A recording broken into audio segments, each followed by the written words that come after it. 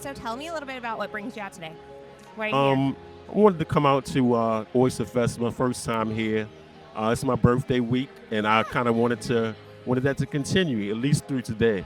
Happy birthday. Thank you. You're Thank you. welcome. Thank you. Yeah, this Oyster Fest is pretty cool and Yeah, wild, and yes. you've never been before, have No, been? no, Okay. no. What do you think so far? I love it. Yeah. I drink Union beer, and I happen to follow them on Instagram, so I saw them advertise the Oyster Fest. I love oysters. I love seafood. So I wanted to just come out and experience and get around some people and, just have fun for a few hours. And after this is back in to watch some college football. Nice. That sounds like a really good birthday weekend. Yes, it is. Well, thank you for sitting down with us to play Together to Gather. Do you mind introducing yourself? Tell us your name. Where are you from, or do you live here? And maybe something that would surprise us about you. My name is William Murray. I'm born and raised in Baltimore, Maryland. Probably, maybe this will surprise folks. I just turned 69. Happy birthday. Thank You you. did not. Yes. Seriously? Yeah. Okay, I was not expecting that. I love age. You don't know this about me. I'm obsessed with age because I think it's so neat to see how different we all go through age. Right. And it blows my mind sometimes, like, how we all wear it differently or how we all experience it differently. Yeah. So thank you for sharing your age. welcome. And yes, it did surprise me. Okay, so here's what I want you to do. Okay. I want you to look through these cards. Okay. And, oops, that one's on. I want you to look through these cards. Hold on. All right, so here's what I would like you to do. I would like you to look through these cards and pick a card that you just feel in your gut. I want to share this story. Or maybe, like, it really, like, makes your heart kind of, like, swell a little bit. Mm-hmm. And because it took you back to a memory or a moment, and you want to share that with us. Okay. So just, sit with it and Okay. look through them and let your mind wander. Okay, let me see. How about a story about growing older? Will you read the prompts? Share a story about growing older. Interesting. Okay. Why did you pick up that card? Because I am growing older. I don't know if I thought that. Of course, when you're growing up, to be the age that I am now, 69 sounds ancient, and I don't know if I thought I would even make it this far, or definitely probably didn't think I'd be feeling this good at this age, or still working at this age. But it's amazing. I feel great. Like I said, I'm still working. I hopefully see an end in sight maybe in a couple of years, but I need to get all my ducks in a row, so to speak, before I stop working. And I would just say that for anyone who kind of has fears about growing older, just try to push those fears to the side and just roll with it. Okay, I have questions for you. So you left me a few threads. One was you didn't imagine that you'd feel this good at this age. So I'm curious about what do you think led to you feeling so, like, good, maybe healthy, maybe youthful, whatever those words are for you. Like, what made you feel that way? I'll start with that one, and then I'll pull the other threads. Okay. Well, 2 years ago, I had a hip replacement. Okay. And I battled with pain, I guess, throughout almost the whole year. From like March until December. My primary care doctor, his first solution was to send me to physical therapy. And trust me, that didn't work. That was not At the all. answer. At Okay. all. Okay. So then the next step was to get cortisone shots. And that would work for maybe 24 hours to 36 hours, and the pain was back. And finally, the doctor who treated me with those cortisone shots, she sent me to an orthopedic surgeon. And as soon as I went to his office, they x-rayed me right away.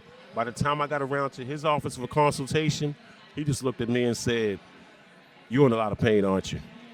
And I was like, "Oh my God, doc, yes." He saw you. And he said, "Yeah, you're gonna need a hip replacement." And I was like, "What?"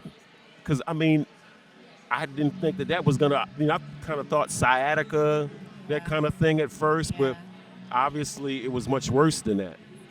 So and that's something else that maybe people might kind of hedge about these days is like those kind of surgeries. They're much easier now than they used to be probably back in the day. I had my surgery like January 24th, I think it was.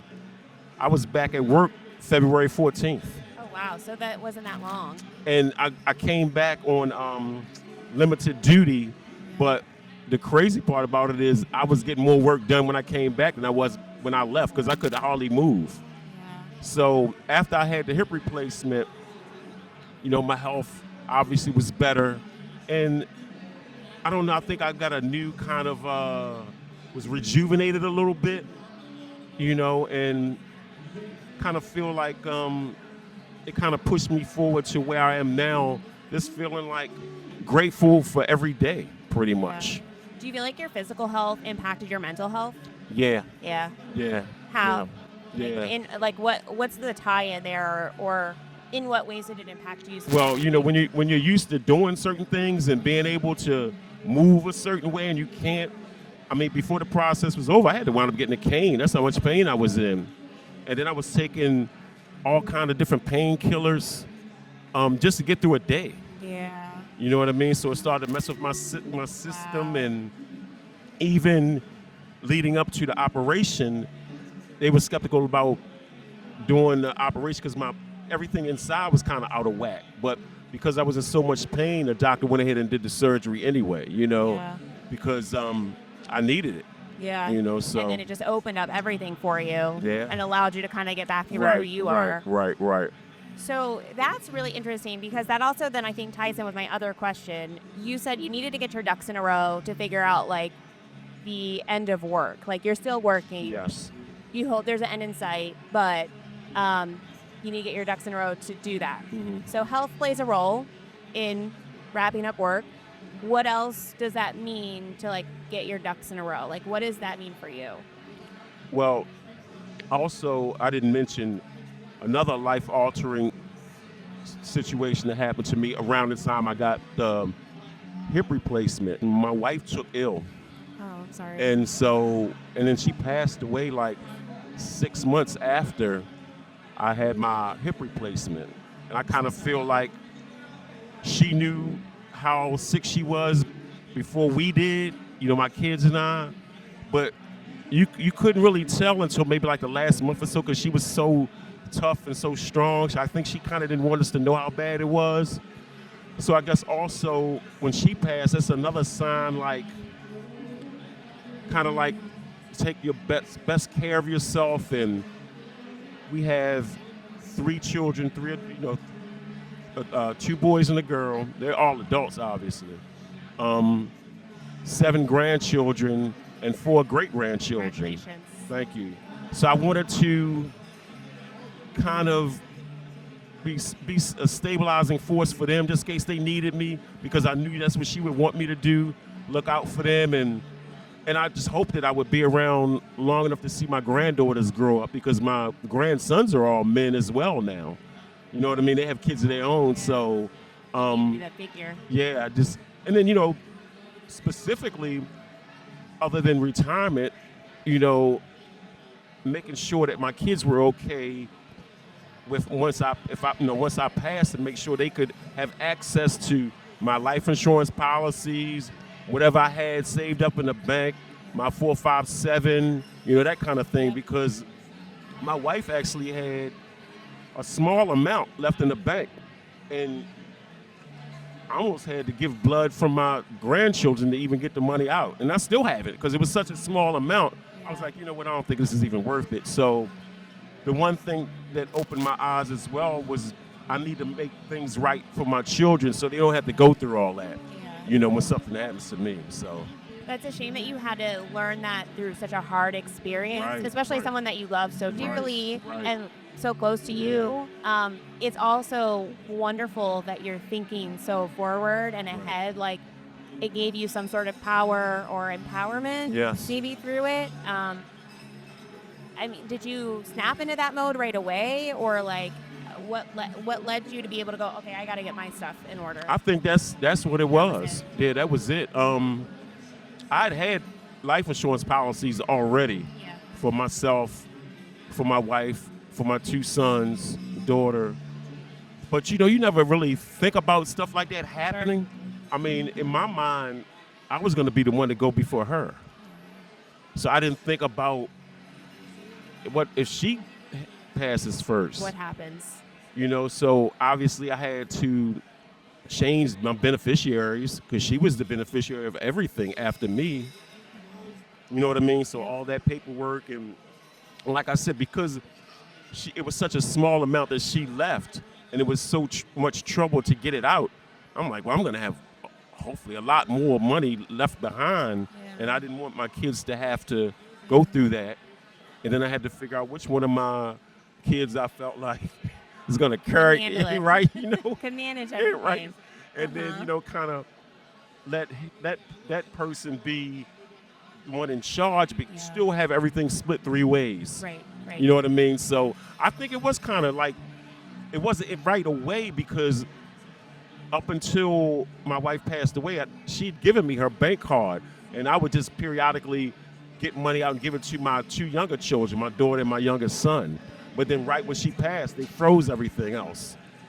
You know what I mean? So I guess in that moment, it was like, hey, I need to make some changes, and make sure my kids are at the forefront and they can get whatever I have left. It's interesting to put you into such like a logical space. Did it also put you into like, I need more out of life, or I want this experience? Like what did it do to your perspective overall? Yeah. Because I don't know, maybe I would have even thought about retiring sooner. Yeah. If she was still here. Interesting. You know what I mean? But then I was like, so now that my wife is gone, it's going to be solo for me. What do you do? In terms of like, if we were going to travel there, she's not going to be here anymore. It's going to be just me. You know what I mean? So then I also thought about try to make sure I could get the most out of whatever time I have left. Yeah. And, maybe like I said, try to do some different things and going to galas or museums or Oyster Fest. You know what I mean? And just kind of like doing some stuff that I wouldn't ordinarily have done. Like, like probably I would have just been in the house all day today watching football. But when I saw this pop up, I said, I'm going to go for it. And, and look what happened. I know. Look what happened. Well, I mean, it just makes me, what I think is really interesting. So I used to career coach, and people hit different times in their life where they start to question, like, what does life really mean to them? And what are the experiences they want before their life is over? And we never know when that's going to be, right? Right. And I'm always fascinated by, like, the moment that they go, oh, there's more to life, and the way their eyes open up and what they decide to do with that time. And I love that, like, what you're showing us is that it can happen at any stage of life. You just turned 69. And you're looking at like, okay, well, how do I want to spend my time? You're holding on to work right now while you're trying to figure it out. But it sounds like you're also looking at, well, what do I want? And what do I look like? Like every chapter, we have to evolve with it. So have you asked yourself, like, how do you want to spend time? Like if you weren't working tomorrow at all, work's off the table, you retired, you're out. What do you want? I think I also want to spend more time with my granddaughters, especially since, once I do stop and I can kind of go places with them and their families, I would definitely want to do that.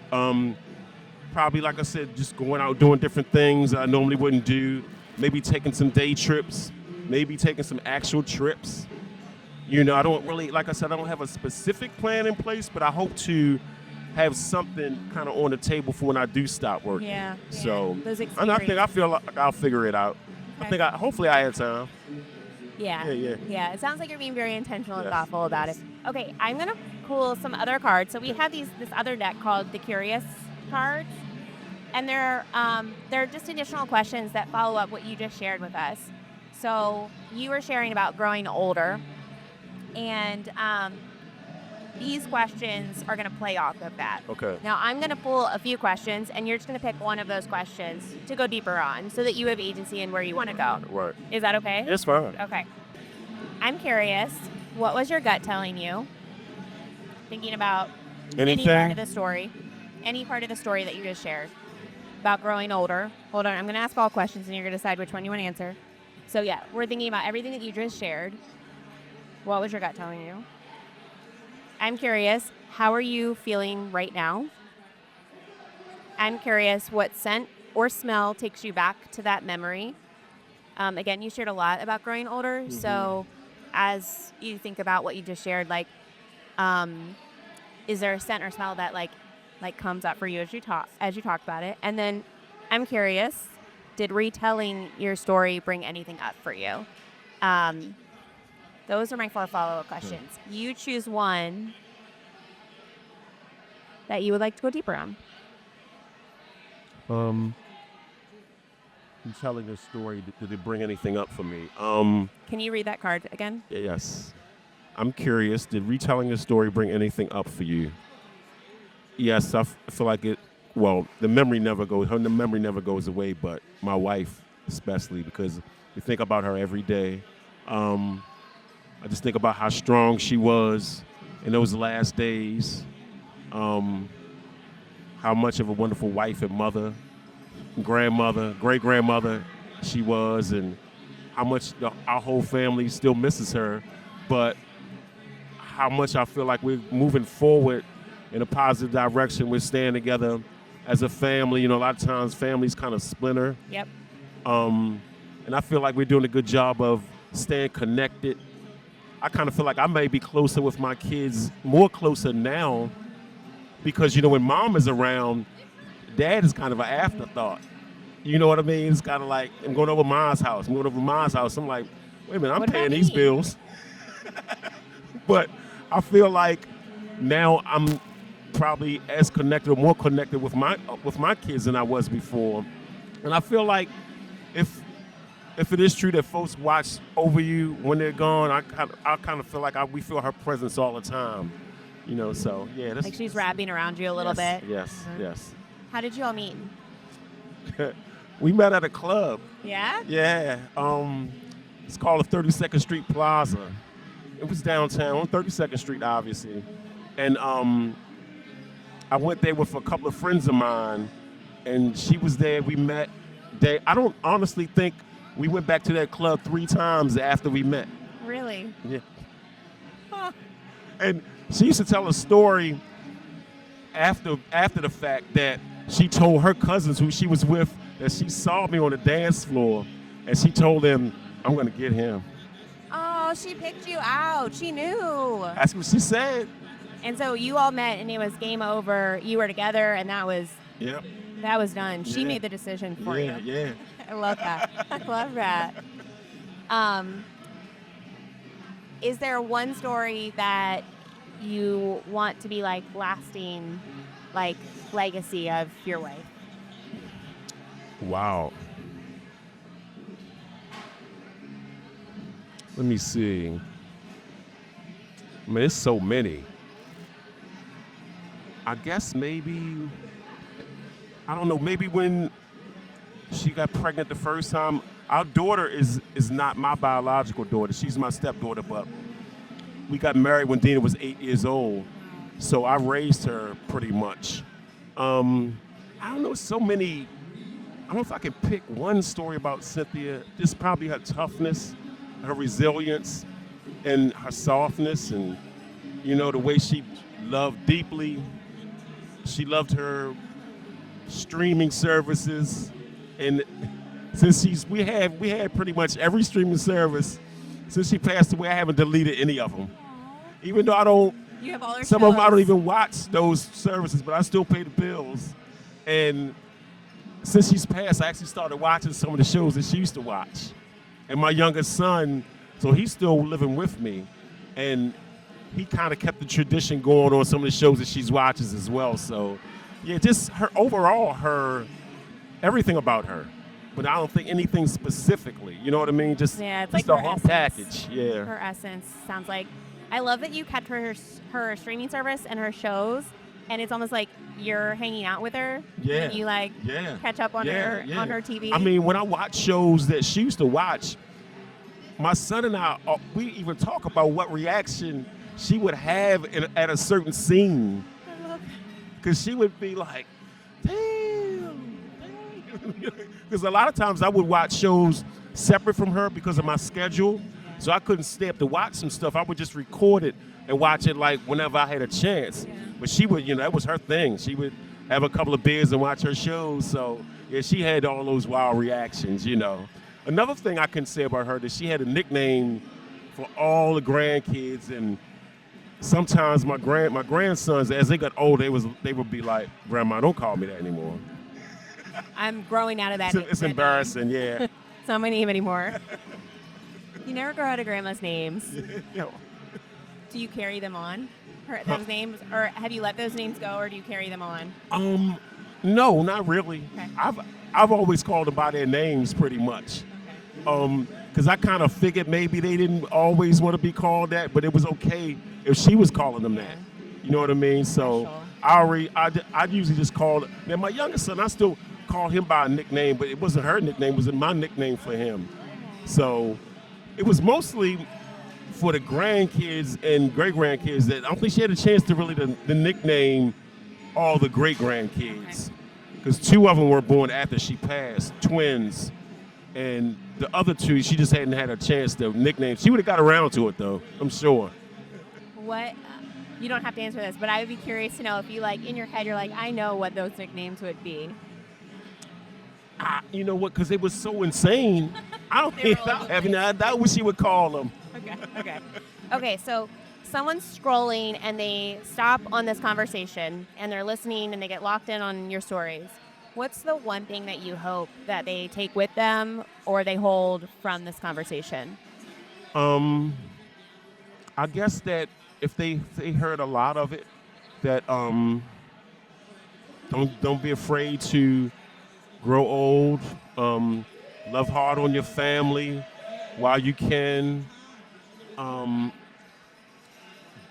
Terrible things can happen within your life, and you can still kind of get past them. You're not necessarily going to get over it specifically, but you can kind of learn to live your life after those things happen, and then carry those memories inside as well.